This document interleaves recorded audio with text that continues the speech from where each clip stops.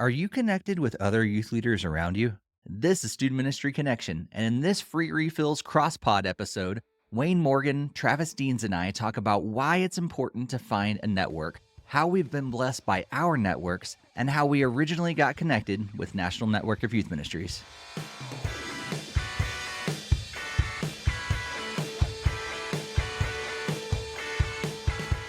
Welcome to Student Ministry Connection, a podcast for those who serve in student ministry, want to connect, and desire to grow. My name is Steve Cullum, and I've served in student ministry since 1999, and I'm currently serving as a missionary with National Network of Youth Ministries, where I get to serve youth leaders, unite the church, and reach teenagers for Christ. As I said earlier, this episode is a bit different, as we're doing a crosspod. I think the last time that we did one of these was for an Orange Conference recap. But in just a moment, you're going to hear an interview that I was part of over on episode 61 of NNYM's Free Refills podcast in August 2023. Guiding the interview is Wayne Morgan, the National Ministries Director for National Network of Youth Ministries. Wayne is a great leader, and I am thrilled that I get to work alongside him now at NNYM. And the other guy being interviewed is Travis Deans, who has been on Student Ministry Connection a couple of times, serves as the Northeast Coordinator for NNYM, the founder of 9-Month Mission Trip, and another guy that I am thrilled to work alongside.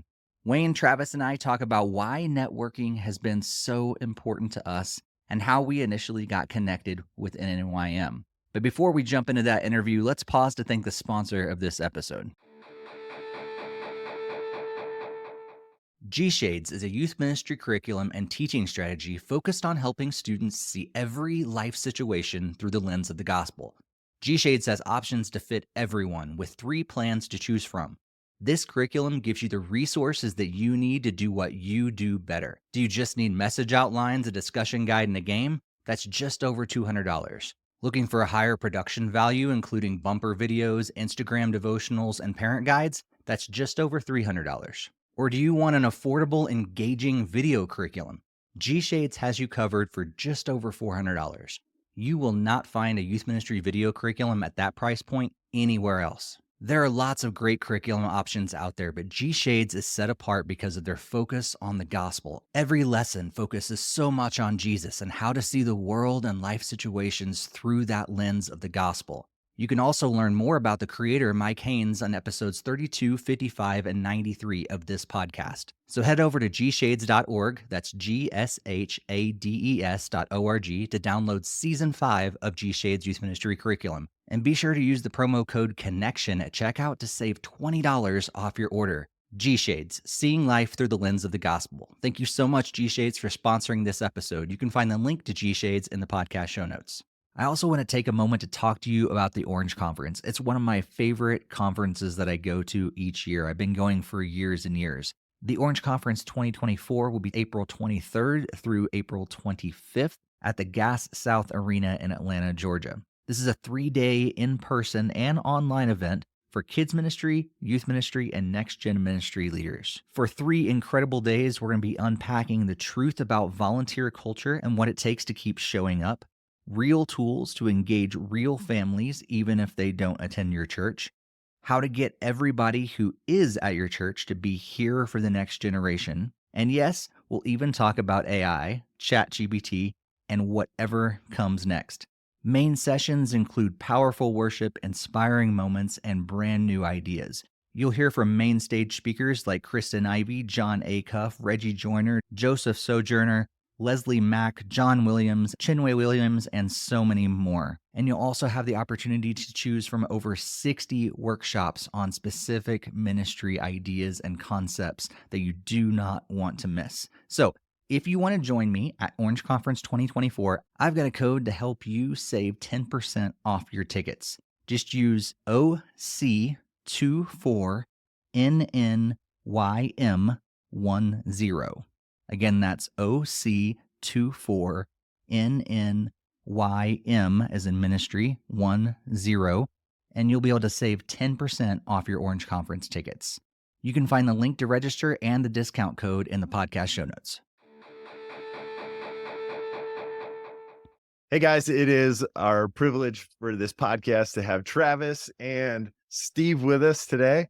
And it's been awesome to get to know you guys while you've been on staff. And we're wondering, what are some of the things that brought you to National Network? We're always saying it's better together, but for our team, what were some of the reasons that you said, "Hey, I want to be a part of NNYM and what they're doing"?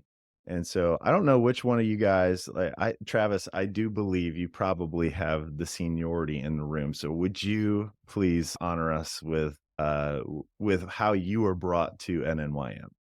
Yeah, sure. So I majored in youth ministry in college, and I didn't know where that was going to go or what it was going to look like exactly, but I landed in a parachurch ministry after graduating. And at that time, that particular ministry was in a time of transition, and there was a lot of opportunities for new things to happen. And so it was, we did some stuff the first couple years I was there, but in the year 2000, I found out about an event that National Network was sponsoring in Kansas City, and so I went out there just to check it out. And it intrigued me, and I heard about this idea of, hey, let's bring youth ministries together. Let's bring youth pastors together, youth workers, to see what we can do together in local communities. And I came back so excited. I'm like, this is what we need to do. This is the thing, because our community had youth pastors in all the different churches. And although our parachurch ministry had been around quite a while, we didn't want to create a spirit of competition. We were like, let's bring these guys together and see what happens. And so the National Network really provided me with 20 years of ministry direction in Mm, terms, you know, bringing youth workers together. And of course, that network that was the first of many networks that we started in the Western Pennsylvania. And I actually was with NYM as a volunteer area coordinator for Western Pennsylvania for a long time. But just have always believed in the fact that we are, as you said, Wayne, we are better together than we are on our own. And one of the things that really helped me with, or just shaped kind of my thinking about all that, is a quote that I heard years and years ago, which was that, when God looks at a city, he doesn't see many churches. mm, When God looks at a city, he sees one church in many congregations. And, hearing that and finding out what National Network did, it was just like, yes, this is the future of youth ministry. It's doing it together. yeah. It's seeing each other as teammates on the same team to reach a community for Christ. So that's my story. Well, you predate me a little bit because I was in college in 2000. So I appreciate the NNYM's history and longevity. And I actually found out about NNYM in college around the same time. So I was kind of tipped off to the networking idea, but we were the denomination that we were a part of was pretty tight still. And yeah, it was harder to network with anybody outside of the denomination. So Steve, how about you, man? What were some of the entry points for you to become connected with National Network of Youth Ministries? Yeah, I think it goes way back. Funny enough, even before you guys. So when got in high school, my youth pastor was just very, very networked. Wow. And I just saw that as, I don't know if he was officially a part of the national network. As a kid in the youth group, we didn't know those kind of things. We just knew that I knew Tim and I knew a lot of Tim's friends who were Yeah. also youth pastors. And we got together with their youth groups on a regular basis. We saw each other at camp. We all went to the same events, all these different things. And he just modeled that youth ministry is not just one church. It is all the churches coming together. And me naturally, just like who I am, is I want to be around people. And so it made sense to me. I got into it. And so that's just the model that I saw growing up within Yeah. youth group myself. And then I was a part of See You at the Pole and everything, but I had no Yeah. idea that it was a part of National Network. I just knew, hey, we pray at the school's flagpole, once a year. And so it wasn't until I went to Bible college when I first learned about the National Network. And I was my youth ministry professor, just really teaching us how we need to be networked. And as I did ministry where I went to college, it was really easy to be connected because I was in a Bible college town and so many Yeah. people are connected naturally. And it was a great network to be a part of, even if it was more organic. Yeah. And as soon as I went out to New England to do ministry, all of a sudden I was in a completely different world in the Midwest. And I realized why networking was so important. And so that was when I had to actually be a little more proactive in creating a network, remembered NNYM, and said, okay, I know this organization exists. I should probably use their resources to actually help me network with other people. And so that just kind of started this whole snowball effect of the more and more I got connected with NNYM, turned in from leading a couple local networks to helping as a state coordinator, as a volunteer, to doing that at a different state. And then all of a sudden here I am full time as a state coordinator. Now you're on staff. This is Yeah. the high point of networking right here for us. Yeah. Yeah. So really, I think, it goes back to just having that modeled for me for a long time, Yeah. but then also the direct personal effect that I know what it's like to be alone in ministry, and I know what it's like to be connected to other people. And I definitely want to be connected. That's the only way to do it.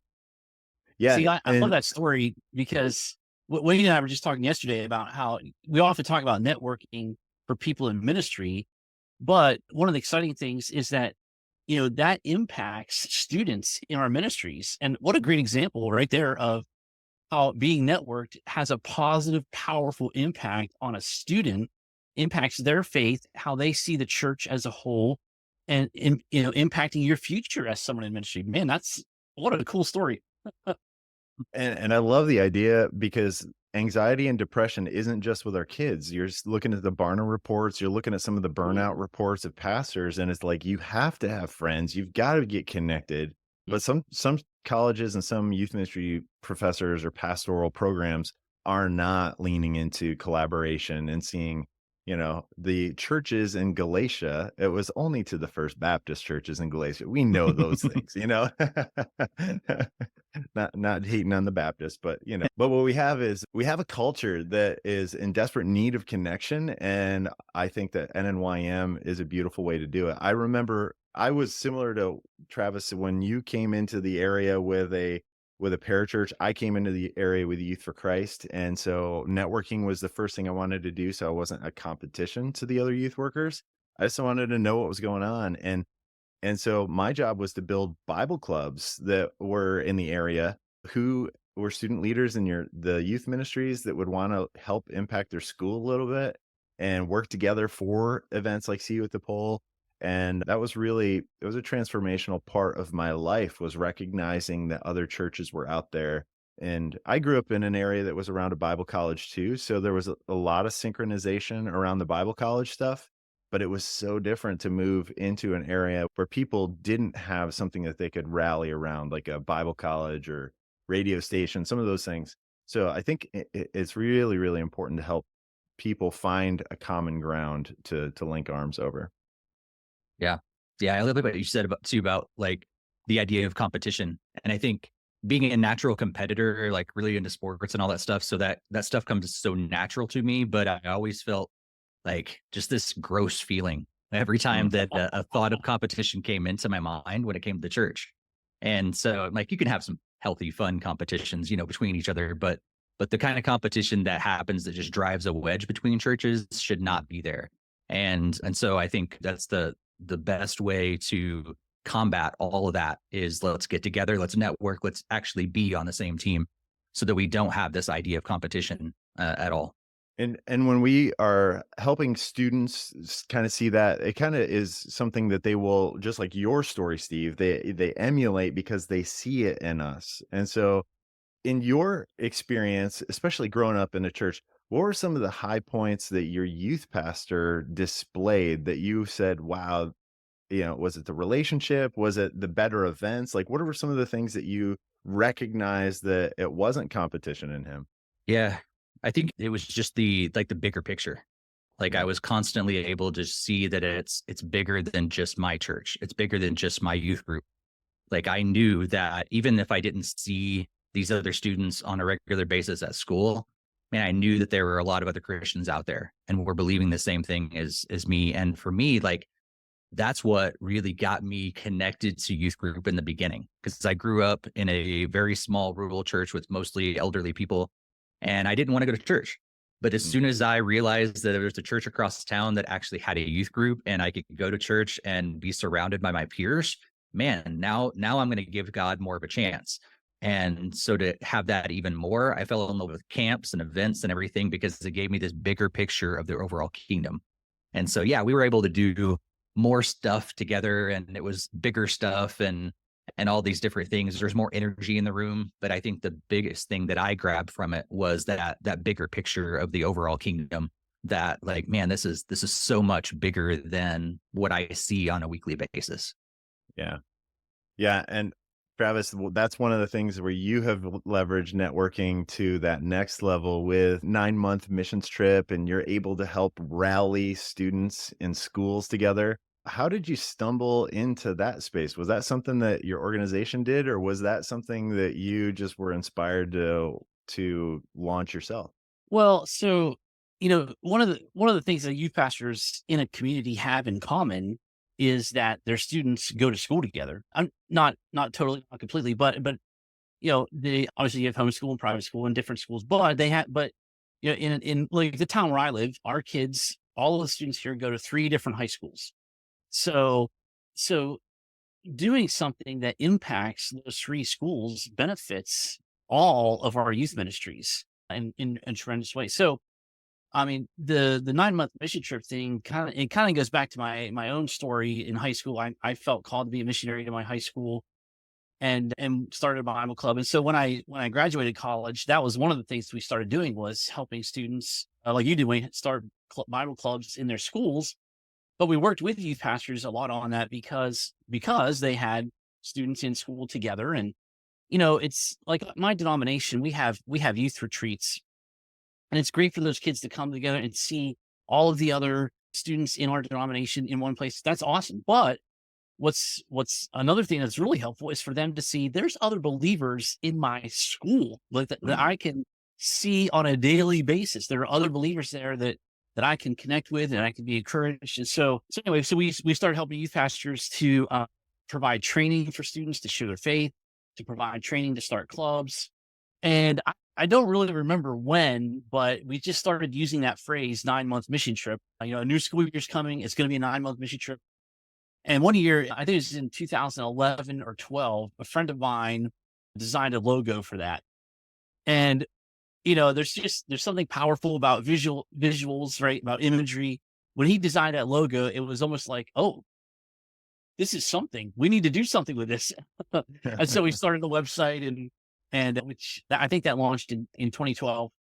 And so really we just want to help students to realize that, their time at school is not just random and, I don't even know why I'm here. It's purposeful. There's an educational purpose, of course, but there's spiritual purpose too. God has them there for a purpose and a reason. But when a group of youth pastors in a town get a hold of that idea, hey, this, impacting this school, equipping our students to impact this school together. I mean, that's a whole other level of effectiveness that, you just can't achieve on your own. And so it's just been exciting to see that play out over the years. And I don't know about you guys, but like the idea of praying for a school is almost foreign until somebody's an evangelist for it. Like, or your youth pastor says, "Hey, why don't we pray for our schools?" And it's like, yeah, okay. But like even National Day of Prayer, getting together and praying together, like it should be something that we do on a regular basis, other than just before food at the restaurant. But I think, those are, I was drawn to see you at the poll just because I was like, wow, I complain about school. I probably should pray for it. And I went to a Christian school, right? Like that was a space where I didn't recognize, oh man, I guess we could come together and start praying for our school. And those are some things that are really powerful, but they have so much more power when there's a collaboration around it. When it isn't just one denomination, one church. And just like what you said, Travis, like the idea of your denominations getting together, that's phenomenal. But when those And kids go back into their school and they see people that they went on the retreat with that are from another church, man, the power that is in that space and the catalyst that can have You don't have to break down the walls. They already have natural relationships already built. It sounds like that was your experience, Steve, right? Where you were seeing people that you went to school with at these different things, and Yep. how powerful that was, right? Oh yeah, for sure. Yeah, it was so cool because I knew we had differing, theologies or whatever, but that didn't matter. Like we were all about Jesus. We were all about reaching our school and bringing more teenagers to Jesus. And so, yeah, like for the most part, at that time, I mean, it's a little bit different in a world now. Like some teenagers do get into the theology discussions and arguments and stuff like that around that.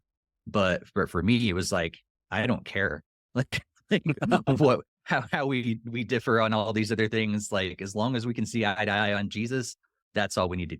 Yeah. Yeah. And when I started working with National Network of Youth Ministries, it became a space where I was connecting youth pastors, just trying to encourage them. I was working on staff with Youth for Christ, and my boss actually was like, "Hey, you're doing this equipping and training stuff. So why don't you go ahead and see if you could start working with the National Network of Youth Ministries? It really fits what you do. You like to connect people." And I tell people all the time, I am not the cool person. I just know a lot of really cool people, right? And so even though it was a shift, like I was working at a youth ministry and I was raising my own support. I was working for a nonprofit and went and worked with a church for about a year and a half and realized that my call wasn't to adults. And I remember having a conversation with one of my supervisors just saying, "Hey, I think I want to go back to National Network of Youth Ministries, even though I have to raise my own support, even though I don't know how I'm going to pay for health insurance, even though I have no idea if I have a retirement account. That is what I'm called to because the body of Christ needs connection." And that year working with the church, I saw that there are people who are called into that space, but that call isn't necessarily an easy spot. And as somebody on staff, helping other people come on staff, that's a really big decision to move away from a youth ministry and come on staff with NNYM. And so for you guys, what was some of the major catalysts for you? What were some of the stories? Because I think sometimes telling the story of that tipping point, that holy moment where you go, "Yep, this is where I'm called to," is really helpful and inspiring for other people. So Steve or Travis, what was the tipping point for you to start coming on staff and Mm. working with National Network Youth Ministries? I think mine was probably, I mean, it was a growing thing for sure. It was gradual that like more and more I got involved, more and more I enjoyed it. But I'd say probably one of the big tipping points was COVID of all Yeah. times when all of a sudden the church ministry slowed down Mm. and I wasn't able to be with students and be with families all the time. And I was forced to do this a lot, like to Yeah. stare at my computer screen and be on Zoom. And all of a sudden, I was able to now connect with more and more youth workers who were also going through struggles of like, how do I do ministry in a pandemic? And not that I was an expert because I was trying to figure it out as well. Yeah. But I was able to start having more and more conversations with them, both within our state and around the country. And there was one day that I walked out of my home office and my wife looked at me and she's like, "You look like I used to only see that look on your face when you came home from youth group." Mm. But like the fact that I just got to pour into and have good discussions and help other youth leaders for like a few hours that day, that was filling me up. And I realized that it was something that God had, like he'd been growing that passion within me for a while, but that was a big tipping point.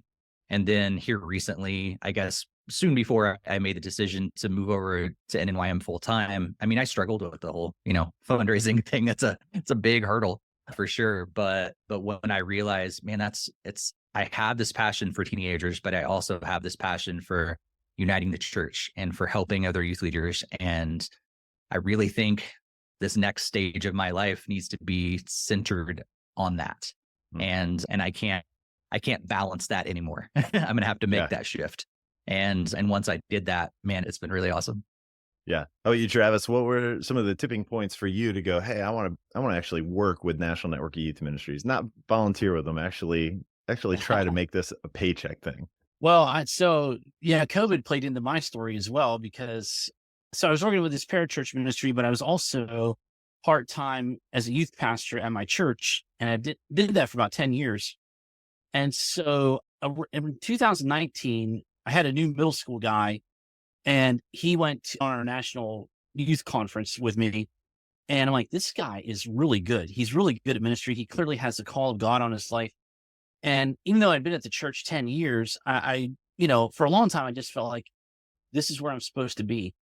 All of a sudden, I see this younger guy, just growing, and he had come to Christ later in life. And so everything was new to him, just everything. And he was I took him to youth specialties to their convention, the last one that they did.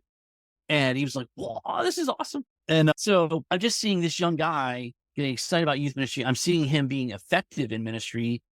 And at the same time, Doug Clark from National Network contacted me and, hey, we have this opening, and would you pray about it? And just kind of these things, for the first time in my life, I'm like, you know what? I feel God releasing me and freeing me to leave this one thing and go do the other. And I'd always believed in the power of networking, and just seeing youth pastors do such cool things together. And I love that feeling of connecting people, when you can introduce someone to someone else that, hey, you need to know this person, and they get together and they do something amazing. I love that. And so in August of 2020 is when that was my first month on staff. And, the support raising was, as you said, Steve, it was a hurdle, but the training that I got coming into this was transformative. I've done support raising for decades and realized I'm doing it all wrong.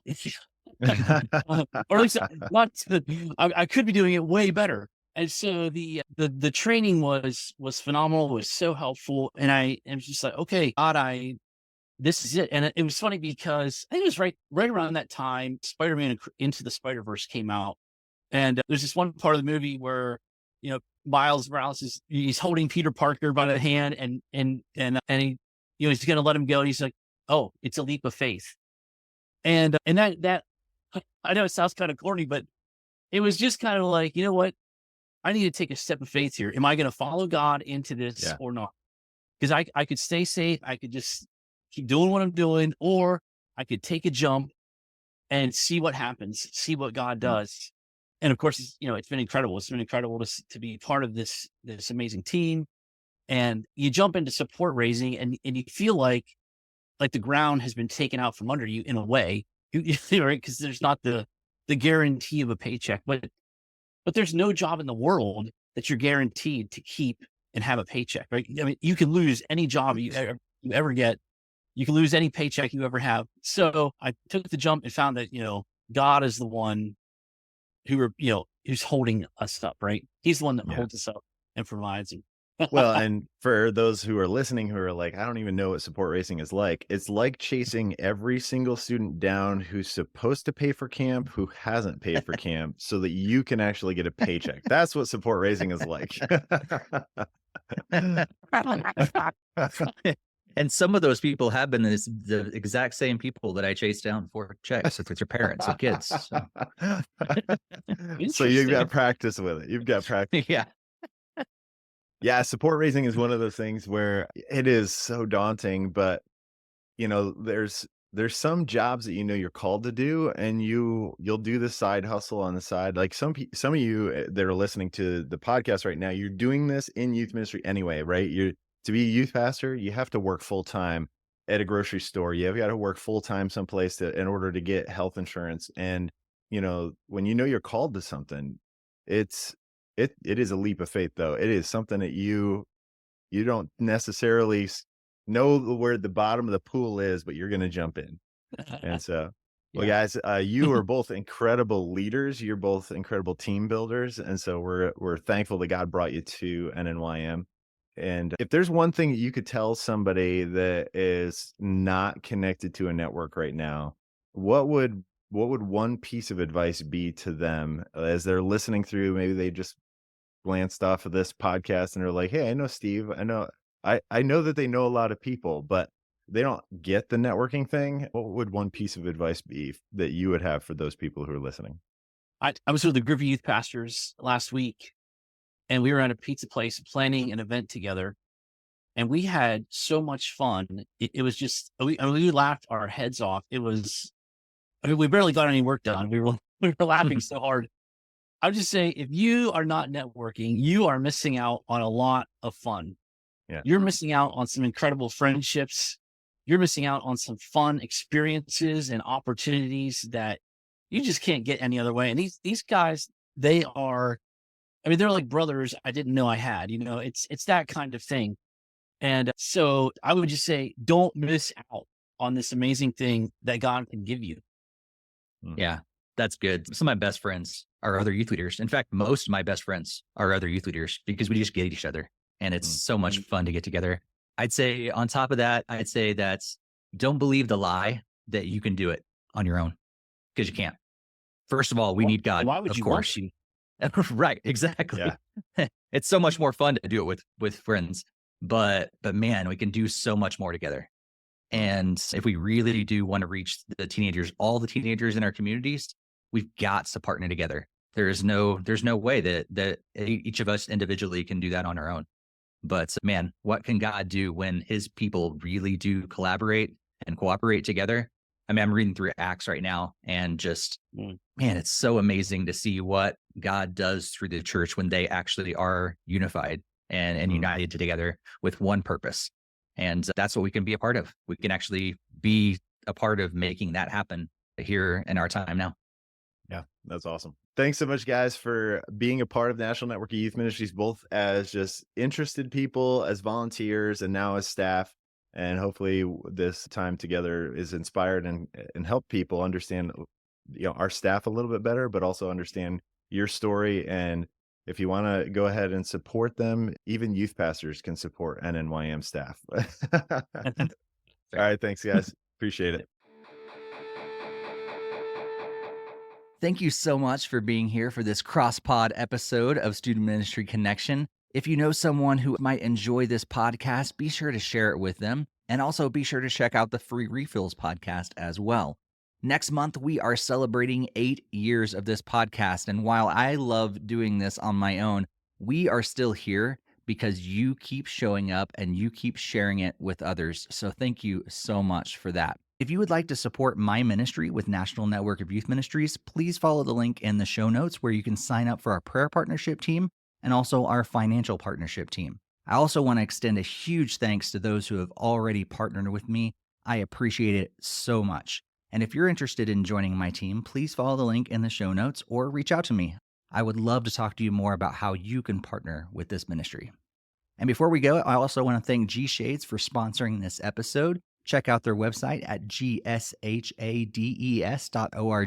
and use the promo code CONNECTION to save $20 off your order.